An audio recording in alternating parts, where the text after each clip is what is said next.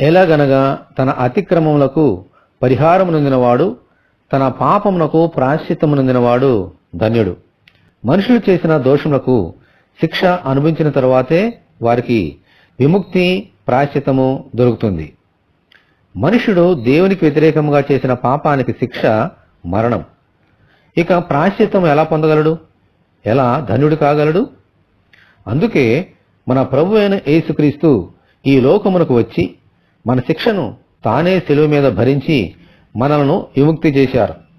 మనము ఏ పాపములు చేశామో అవన్నీ ఆయన దగ్గర ఒప్పుకుంటే మరణమనే శిక్ష నుండి తప్పించబడి ప్రాయశ్చిత్తము పొందగలుగుతాము.